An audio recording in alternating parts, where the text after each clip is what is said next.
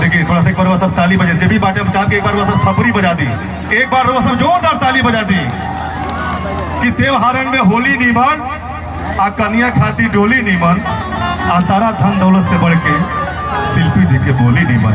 तो ये बोली के सुने का दीजिए भी आइल बाटे, सबके हमार प्रणाम बाटे, सबके स्वागत बाटे।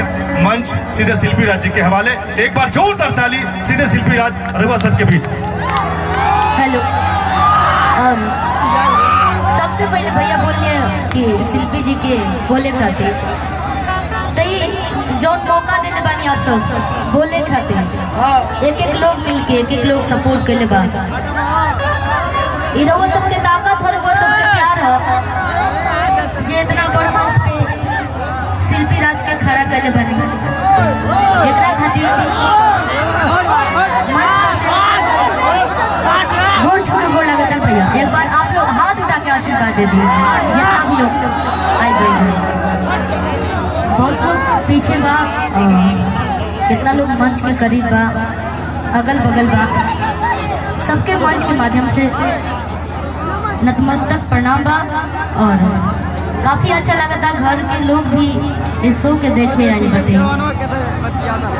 और आज बड़ा खुशी होता अपना जिला में, अपना जवार में, अपने घर में कार्यक्रम करके एगो अलगे आनंद होला अपना घर में गावल बजावल भैया।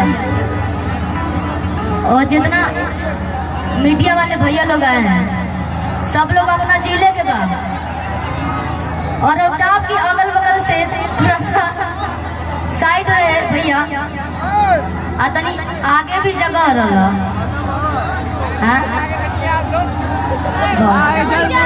मैंने लोग के चाहिए एकदम नजदीके से ना, जितना भी यूट्यूबर भैया लोग आए बा सबके प्रणाम बा, स्वागत बा। और अयाला सुन के बेचैनी समझौता नहीं हम लोग सबके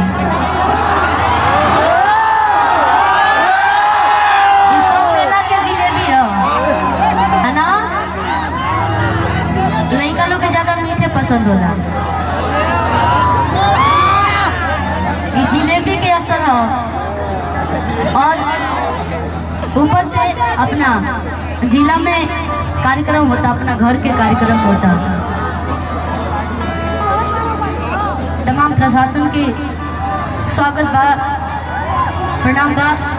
और हमार राजा राम भैया, ईदू भैया और अजय भैया, शेरू मालिक भैया के बाप रे स्वागत बा, प्रणाम बा भैया। और आप लोग हमरा के आगाज करनी बोलैनी एकरा खातिर तहे दिल से कोटि कोटि नमन बाटे। और हम छोटे वो कलाकार बनी, आप लोग इतना बड़ मंच पे लाके खड़ा करनी ये हम कभी सोचले ना रही। और उम्मीद करता नहीं कि अगर गावत घरी बोलत घरी कोनो गलती हो जाए तो आप लोग क्षमा करब। जैसे हम अच्छा ना गाइला लेकिन फिर भी रहो सब हर एक गाना के प्यार नहीं ना। और हमारे गुरु तुल्य विजय चौहान जी, सिवाय फिल्म के ऑनर अभय पांडे सर, और एगो गाना आप लोग सुन रही दवाई के दी लाजाई का है, वो गीत के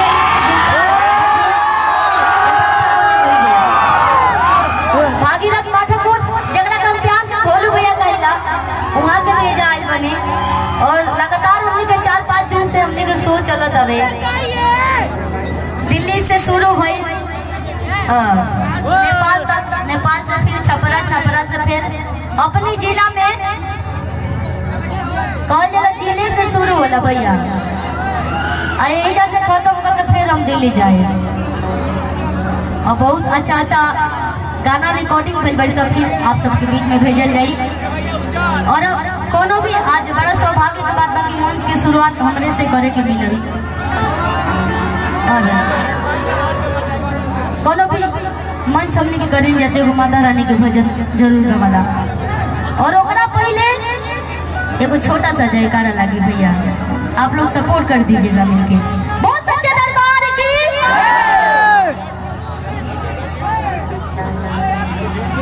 आवाज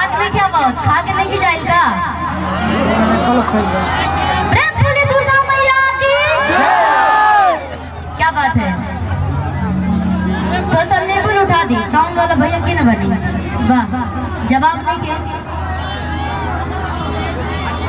और अभी तक मेन बात हम भुला गए नहीं।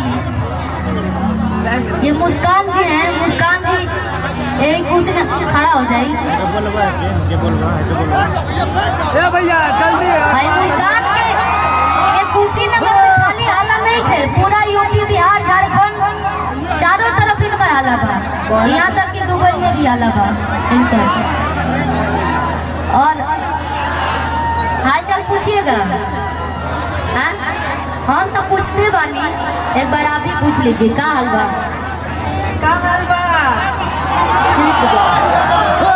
ये तो मधु से मीठ लगता है।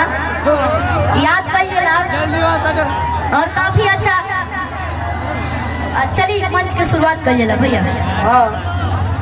हो